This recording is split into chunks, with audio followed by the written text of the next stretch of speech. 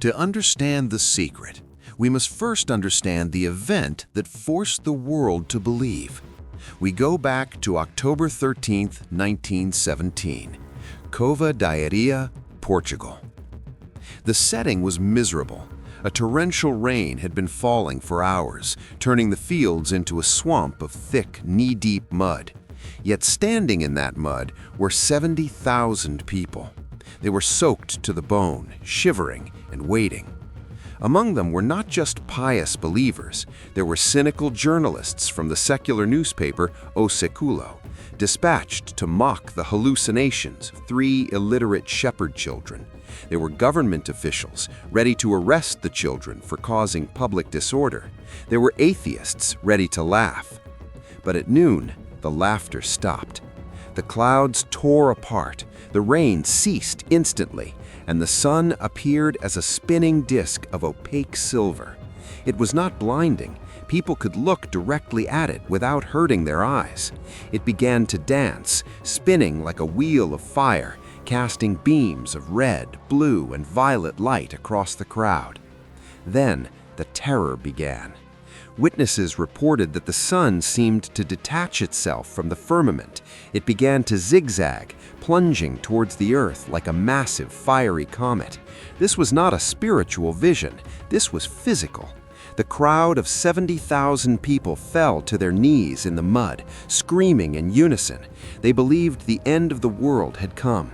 They confessed their sins out loud, screaming, "God, have mercy on me," as the heat became unbearable. Just as it seemed the sun would crush them, it reversed course and returned to its place in the sky. But the most impossible detail, the one that silenced the atheists, was the mud. Moments before, the crowd was soaked, their clothes heavy with water, the ground a swamp.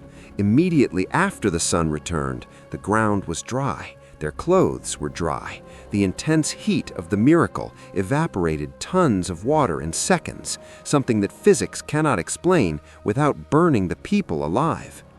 The journalists from O Século didn't write mockery the next day. They wrote, "We saw it. The sun danced." Why would God perform a miracle of this magnitude? Why repeat the wonders of the Old Testament in the 20th century? Because the message he was sending through the Virgin Mary was a desperate warning.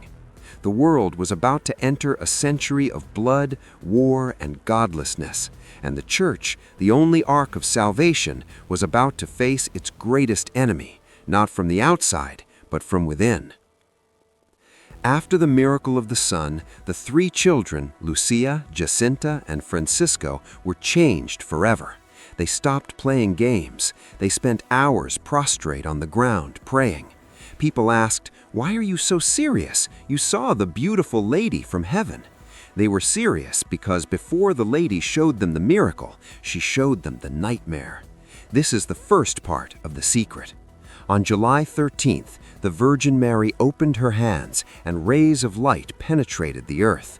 The ground seemed to vanish, and the children found themselves looking into a vast, terrifying abyss. Lucia described it later in her memoirs with chilling precision. She wrote, "We saw a great sea of fire, which seemed to be under the earth. Plunged in this fire were demons and souls in human form, like transparent burning embers, all blackened or burnished bronze, floating about in the conflagration." She described the sounds, shrieks and groans of pain and despair that made the children tremble with fear.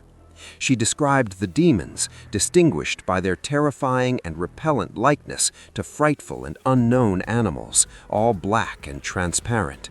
Remember, these were children. Jacinta was only 7 years old. Why would a loving mother show such a horror to innocent kids? She told them, "You have seen hell, where the souls of poor sinners go. To save them, God wishes to establish in the world devotion to my immaculate heart." This is the core of Fatima that the modern world tries to ignore. We like the part of the sun dancing, we don't like the part of the fire. But the Church has preserved this message because it is the ultimate act of love. You don't warn someone about a cliff unless you want to save them from falling. The children realized that day something that many adults have forgotten. Eternity is long, and the only thing standing between humanity and that sea of fire is prayer and penance. This vision was so traumatic that little Jacinta, until her death, would often wake up crying, not for herself, but for the souls she saw falling into hell like snowflakes in a winter storm. The first two parts of The Secret were revealed early on, the vision of hell and the prediction of World War II. But the third part was written down by Sister Lucia in January 1944, sealed in an envelope and marked with a specific instruction: do not open before 1960. Why 1960? Lucia said that the Blessed Virgin told her because then it will be clearer. The entire Catholic world waited for that year. They expected a message of hope or a final warning. But when 1960 arrived, the Vatican issued a short, cold press release. They stated that the third secret would not be revealed. It would remain under lock and key. What happened inside the papal apartments? According to witnesses, Pope John XXIII requested the envelope. He broke the wax seal. He read the handwritten note by Sister Lucia, and then he reportedly turned pale. He did not share it with the world. He concluded that the message was too terrifying, or perhaps too confusing, to be released to a world that was already on the brink of nuclear war. He sealed it back up and said, "This does not concern my pontificate." For 40 years, silence reigned. But silence breeds questions. In 1972, Pope Paul VI made a statement that sent shockwaves through the faithful. He said, "From some fissure, the smoke of Satan has entered the temple of God." Was he referencing The Secret? Many theologians believe that while the vision revealed in the year 2000 of a bishop in white being killed is authentic, there is a missing page.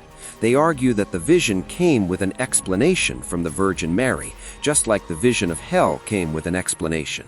And what would that explanation be? The clue lies in a sentence Lucia wrote in her memoirs. In Portugal, the dogma of the faith will always be preserved, etc. That etc. is the key. If the faith is preserved in Portugal, does that imply it might be lost elsewhere? Is the third secret a warning not about a physical war, but a spiritual one? A warning about a great apostasy, a massive loss of faith starting from the very top of the church hierarchy. If this is true, the Pope didn't hide the secret to protect himself. He hid it because he was staring at a prophecy of a church dividing against itself, cardinals opposing cardinals, bishops opposing bishops, a warning that the devil's final attack would be to destroy the church from the inside out. Finally, in the Jubilee year of 2000, Pope John Paul II ordered The Secret to be published. The text described a terrifying vision. We saw a bishop dressed in white. We had the impression it was the Holy Father, climbing a steep mountain, passing through a big city half in ruins, afflicted with pain and sorrow. He prayed for the souls of the corpses he met on his way. The Vatican's official interpretation was that this vision predicted the assassination attempt on Paul II in 1981. And indeed, the Pope credited Our Lady of Fatima for saving his life, saying, "One hand fired the bullet, another hand guided it." But for many, this explanation felt incomplete. If The Secret was just about a failed assassination in 1981, why did the Vatican keep it hidden until 2000? And where was the explanation of the dogma of the faith being preserved in Portugal? This is where the mystery moves from Portugal to Japan.